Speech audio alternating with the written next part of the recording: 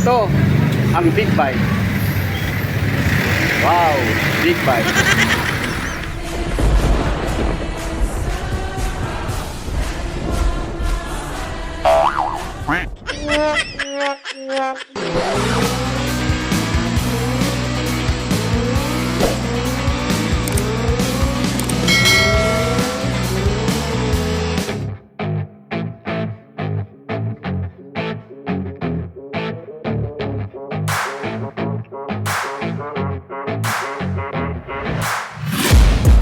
Taking shots at the enemy. I'm gonna make it to the top, leave a legacy. If I got something to say, you better let me speak. Turn it up a new degree, bitch, you ain't seen anything. I pop off with the new rock, electronic, blow the sonic roof up. I'm too honest when I take a few shots. They're too toxic, need to take the noose off. And you cannot save me, cause I don't need saving. It's everything I've been chasing, all here for the taking. Don't wanna test your luck with me, I think I've had enough disease. I'm sick of all the bad thoughts, people who are half-nots. You are not as tough as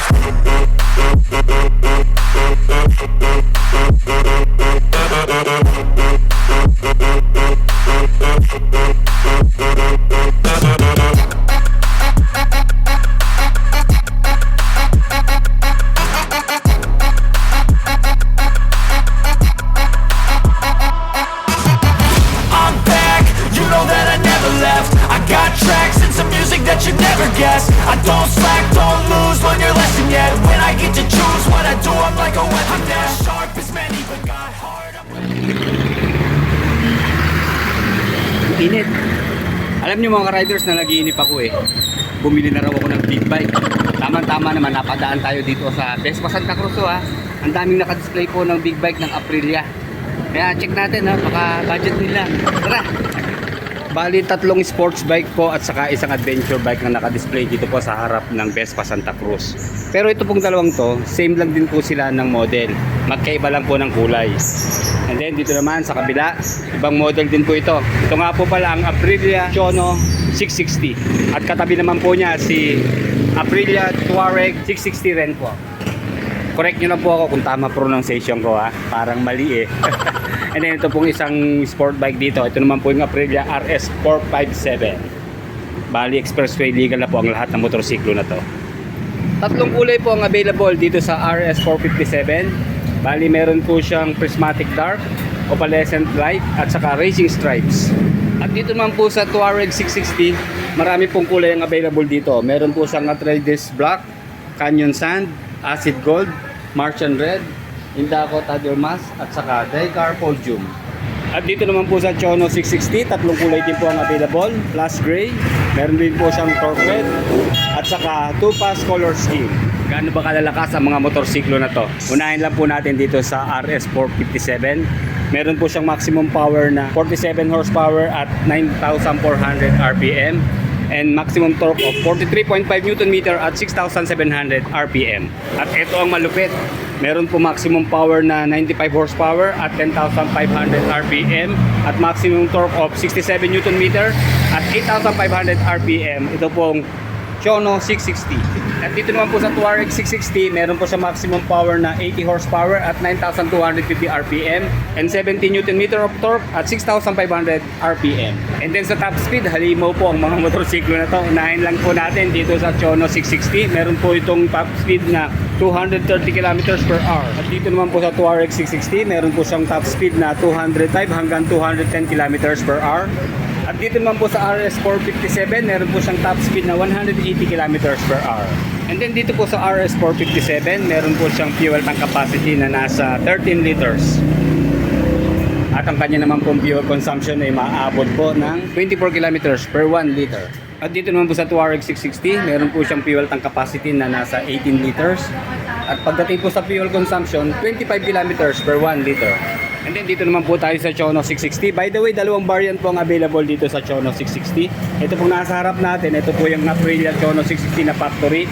Yung wala po dito yung Chono 660 na ABS. And then meron po siyang 15 liters na fuel tank capacity. Sa fuel consumption po, nasa 20.4 kilometers per 1 liter. Okay, para makilala natin ng gusto ang mga motorsiklo na to, isa-isahin po natin yung kanilang mga engine specs. Unahin lang po natin dito sa RS 457. Meron po siyang engine specs na 2 parallel forward facing cylinders, naka 4 valve, and then liquid cooled syempre with ride-by-wire, and then fuel injection po sa kanyang fuel supply system, and then 457cc displacement. And then dito naman po tayo sa engine specs ng Touareg 660. Naka Aprilia forward facing twin cylinder po siya, 4-stroke, liquid cooled, dual overhead cam, then with silent chain drive, 4 bar per cylinder, 659cc displacement. At dito naman tayo sa Chono 660. Naka-parallel twin po ang kanyang cylinders, and then liquid cooled, dual overhead cam, 8 valve per cylinder, at 659cc displacement. Pare-pareho nga pala itong mga 6-speed na manual transmission syempre. Gaano nga ba kabigat itong si Aprilia RS 457? Meron po siyang curb weight na 165 kilos, and then ground clearance na 150mm, at 800mm po sa seat height. At dito naman po sa Touareg 660, meron po siyang dry weight na 187 kilos. Sa ground clearance po niya, nasa 240mm, at 860mm naman po sa seat height. At dito naman po sa Chono 660, meron po siyang curb weight na 183 kilos. At sa ground clearance naman po, nasa 140mm, at 820mm na seat height. Dito naman tayo sa kanilang mga lighting system. Unahin lang natin dito kay RS 457 ha. Ang sungit ng kanyang mga ilaw, lalo na dito sa kanyang split type na headlight. Ito para siya ditong may sungay oh. Ito po yung pinaka DRL niya. And then dito sa gitna, yan syempre passing light.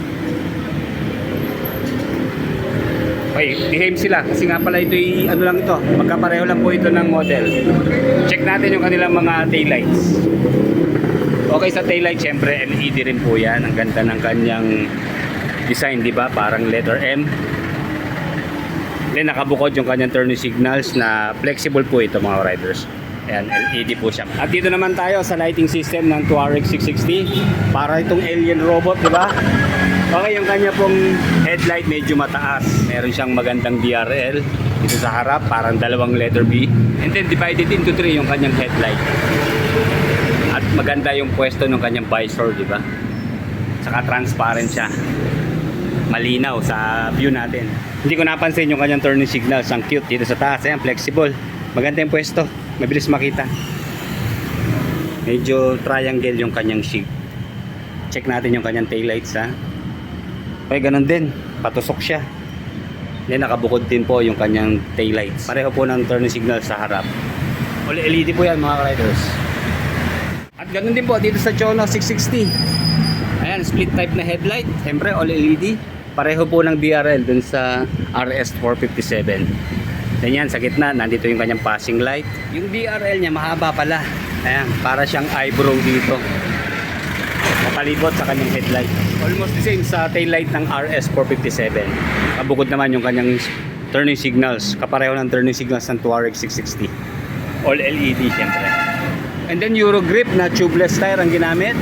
Meron po siyang size na 110 by 70 by 17 dito po sa front. And then kulay orange na mag wheels. Sa kanyang front suspension, ginamitan po ng upside down fork or yung inverted fork. And then dito po sa front brake ng RS 457, meron po siyang 320mm na disc na paired po with radial mounted 4 piston na bi-brake caliper. And then equipped na rin po siya ng dual channel ABS. And then dito po sa kanyang rear tire, may size po na 150 by 60 by 17. And then 220mm na single disc, coupled with a bi-brake single piston caliper. And then dito naman po sa rear suspension ng RS 457, centered monoshock na mayroon pong 130mm wheel travel and preload adjustability. Dito naman po tayo sa front tire ng Touareg 660. Meron pong size na 90 by 90 by 21. And then Pirelli po ang kanyang brand. Siyempre, tubeless na po yan mga riders. And then naka-wired spoke po ang kanyang mga wheels. And then sa kanya naman pong front suspension, ginamitan po ito ng fully adjustable 450mm na upside down kayaba fork. Sa kanyang braking system, naka-dual disc dito po sa front. Equipped din po siya ng dual channel ABS and then dual piston caliper. At dito naman po sa rear tire ng Touareg 660, meron po itong size na 150 by 70 by 18. And then single disc na meron din pong ABS and then single piston caliper. At sa rear suspension, ginamitan po ng progressive leakage monoshock with 240mm travel. At sa front tire naman po ng Chono 660, meron po siyang size na 120 by 70 by 17. Of course, tubeless na po siya mga riders. And then Pirelli brand din po. Mag wheels na kulay orange din. 41mm na upside down fork. 320mm dual disc. At 4 piston radial calipers. Equipped na rin po siya ng dual channel ABS. 180 by 55 by 17 naman po ang size ng gulong dito sa rim. 220mm single disc, 2 piston caliper, and then equipped na rin po ng ABS. And then single shock spring, preload and rebound damping adjustable naman po dito sa kanyang rear suspension. Tama na po sa safety features ng mga big bike na to, meron na rin po silang traction control system, wheelie control, cruise control, at saka quick shifter. And then sa kanila naman po mga instrument panel, dito po sa Chono 660, TFT display na po siya na meron pong size na 5 inch. Then optical finish na rin po yung kanyang instrument panel. And then dito naman po sa Touareg 660, mas malaki po ng konti yung kanyang TFT display. Siguro nasa ano po ito, 6 to 7 inches ang size. At dito naman po sa RS 457, same po sila ng TFT display ng Chono 660. And then sa switches and button, dito po sa RS 457, okay, magkakasama na po yung kanyang high beam, low beam at saka passing light dito po sa front. And then yung pong control ng kanyang TFT display. And then turning signals, horn. At dito naman po sa kabila yung kanyang electric starter, push button, kill switch engine. At dito po sa mga switches and button naman ng Touareg, ayan. Ganun din po halos, ayan, dito po sa front, dito po yung kanyang high beam, low beam sign, saka passing light. And then yung pong kanyang control ng TFT display. Then turning signals, horn. Then dito po sa kabila, meron pong switch on and switch off yung kanyang headlight, TRL. And then electric starter, push button, kill switch. Almost the same po ng Touareg ang switches and button po dito sa Chono 660. Okay, ito na ang price ng mga big bikes na to ngayong May 2, 2025. Dito po sa Aprilia RS 457 na Prismatic Dark, meron po siyang suggested retail price na 348,000. At dito po sa kabila, itong Racing Stripe, 358,000 sa suggested retail price. At dito naman po sa Touareg 660, okay, ang kanya pong suggested retail price ay nasa 898,000 pesos, pero naka-promo price po siya ngayon, 660,000. At dito naman po sa Chono 660, ang kanya pong suggested retail price ay nasa 860,000 pesos. Naka-promo price din po siya ng 660,000 pesos. Kaya sa mga interesado po, ayan kanilang contact number, 0917-700-0236. Dito lang po ito sa Vespa Santa Cruz. Okay mga riders, like, comment, and subscribe sa ating channel.